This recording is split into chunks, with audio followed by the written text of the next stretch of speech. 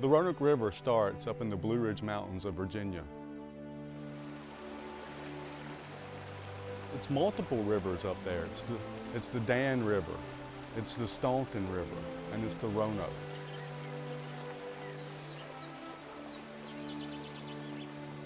It's like a ribbon of water that winds across North Carolina, coming down from the mountains of Virginia and delivering much needed nutrients and sediment to the floodplain forests of eastern North Carolina.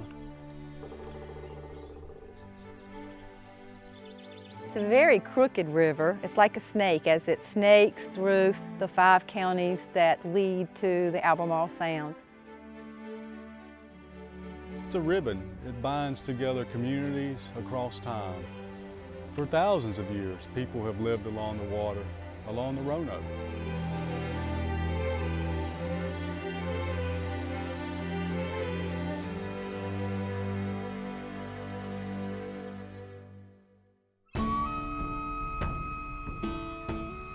People have been carving their livings out from along the river for thousands of years.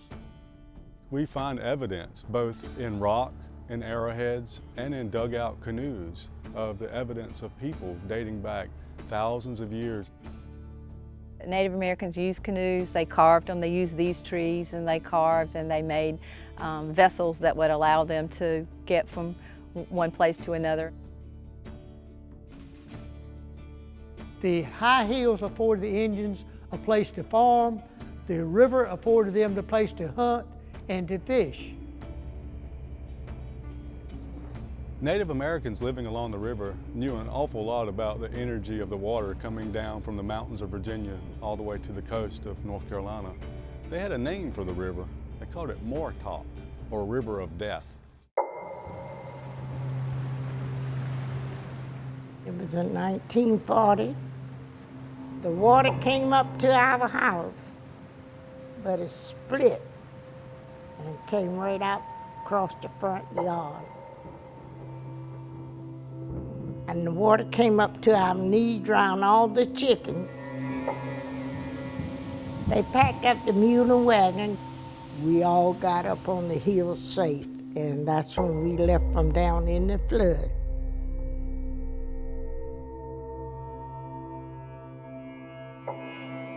By late 1940, there was a real push to put dams on rivers like the Roanoke.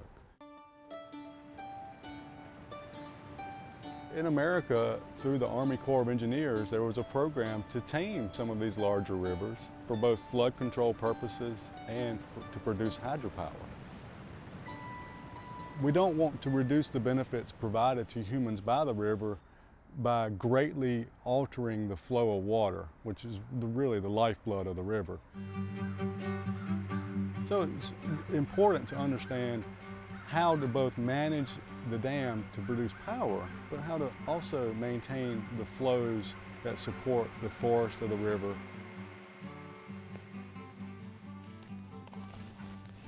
Today I'm working along the river to collect information about how water moves into and out of the floodplain. This is a water level monitoring gauge. It's been out here in the swamp for 7 years. It collects data every hour, on the hour, 24 hours a day, 365 days a year. We're using this information to look at how the flow of water through the dam influences water in the floodplain. And helps us better manage the dams to produce both power while maintaining these unique natural communities in the floodplain of the river.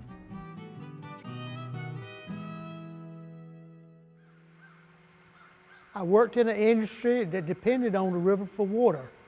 I played on the river, fished, hunted. My name is Russell Lee. I've been living here in Plymouth since 1964. In earlier years, we had pollution from paper mills, hog farms, and farming in general. Today, things have turned around. We have regulations in place. All these polluters have cleaned up the act, basically. I can tell the difference in the water quality today.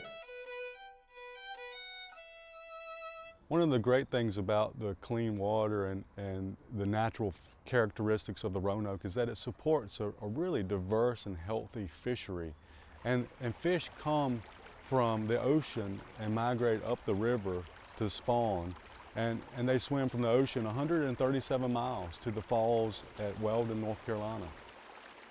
Some of these fish are very rare now on the East Coast, but because of the Roanoke's water quality and the naturalness of its floodplain, it's home to really what we would say is the full assemblage of migratory fish that spend most of their time in the ocean, but a very critical part of their time in a river.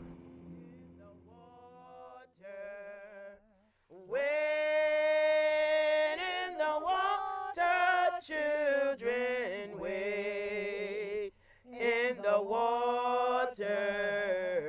God's gonna trouble the water. We really do have, our family has a connection to Roanoke River that we're very proud of. Wade in the water, children wade. Our grandmother, Mary Williams, used to work on the river. God's gonna trouble the water. She used to take us down there to the Roanoke River, and we used to fish. Dressed in white, God's gonna trouble. My granny would do most of the fishing. And the last time I went with her, I was sitting in the boat and saw a snake swimming in the water. I thought it was a snake. It was a snake or a eel, I guess. But anyway, I jumped out of the boat. So, of course, she told me that was it for me.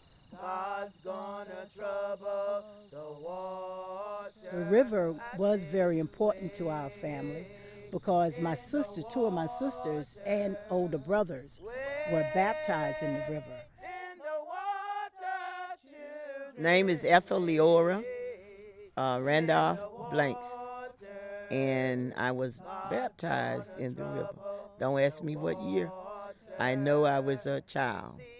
And it was a scary experience. That's what I'm going to say. The river has always played an important part in our lives because our father was a logger. In the water, children wade. In the water, God's gonna trouble the water. Amen.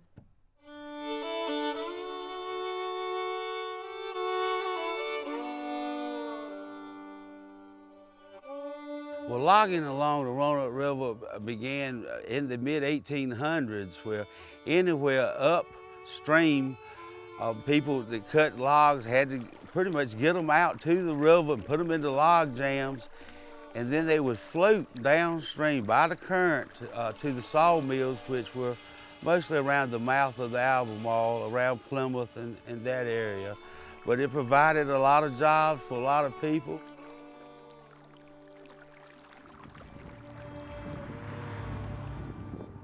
But the only reason the town is here is because of the river.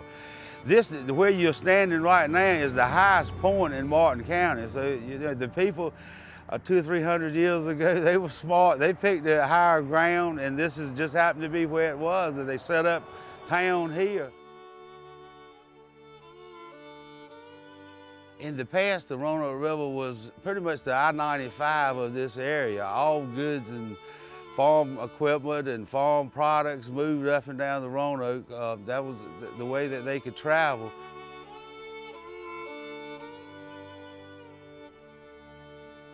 In addition to serving as a mode of transportation for goods and services, the Roanoke River also served as a source of transportation for freedom seekers, and as such is recognized as a part of the Underground Railroad.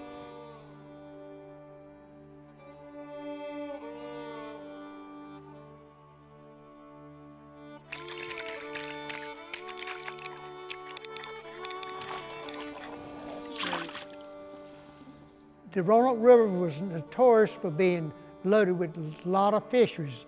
A fishery was a location on the river, and they used haul nets to pull the fish in.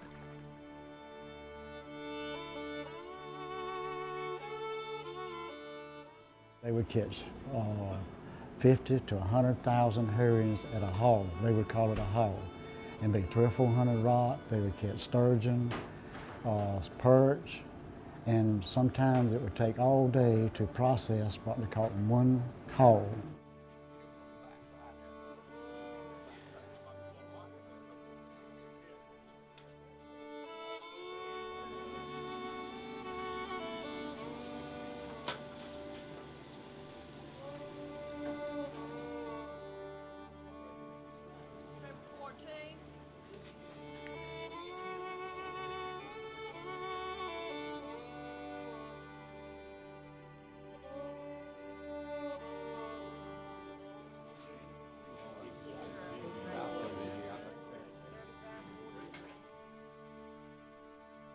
Of course, now all of that's been replaced, and it's mostly recreational now, but there's an effort going on to bring people just to see the natural beauty of the river as it's been for hundreds and hundreds of years.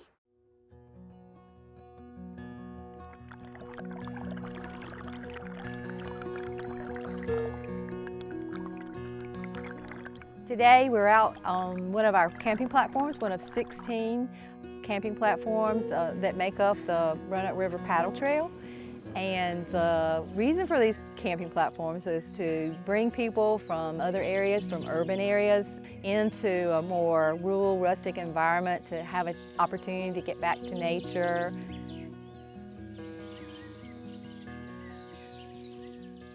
Very typical when you camp on a platform that you would hear fish breaking the water. That would be one of the night sounds you would hear. You'd also likely hear owls back and forth, you know, calling and talking throughout the dark night hours. We've documented most of the states in the United States and several countries outside of the United States that folks found us on the internet and wanted to come and see the Roanoke River for its reputation of being majestic and protected. We've conserved, in essence, one side of the entire river from the dam down to the sound, 137 miles of river frontage. From a conservation standpoint, the Roanoke represents one of those really unique, wild and scenic rivers of North Carolina. But there are challenges going forward. We still don't fully understand how to best manage the flow of water for the production of power and the control of floods while maintaining both the forest and the fishery of the lower Roanoke. But our science is helping us get there.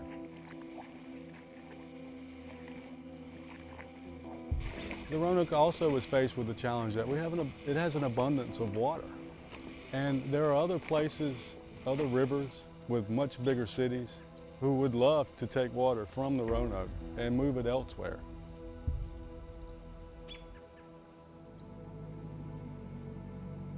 When Virginia Beach put the pipeline upstream in the river, all that water that went to Virginia Beach was taken out of the Roanoke River watershed. It is hurting the downstream communities of the Roanoke River. And these transfers of water from one basin to another can be real challenging because the Roanoke was designed to have the amount of water that it has. And the other rivers were designed to have the amount of water that they have. So it has impacts in both places. Like with water, human use of the land along the Roanoke can be a challenge. From the extraction of wood to minerals and other resources, we always have to balance what we take with how it affects Mother Nature.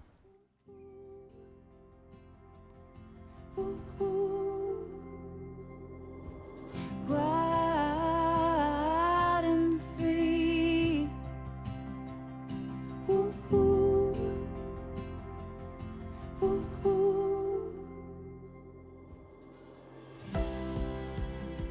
The river offers consolation, there's solitude, it's peaceful. It's a place that you can come and just get away from the hectic day-to-day schedule that you're running into.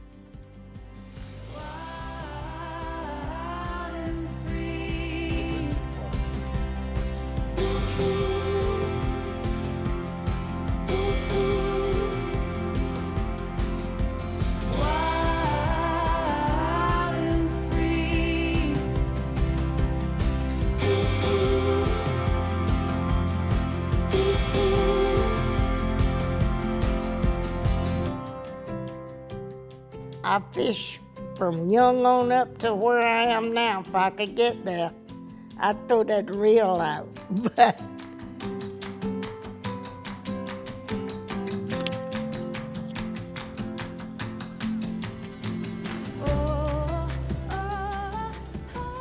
when the dogwoods bloom, I know that's when the fish are going to be making the annual run up the river.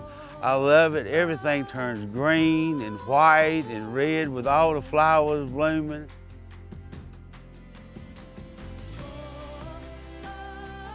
You can just come here and just sit and think, relax, contemplate, and renew your strength without interruption. It's beautiful. It's fantastic. Come on down, as they say. Wild and free. Ooh-hoo. Ooh-hoo. Wild and free. Ooh-hoo. Ooh-hoo.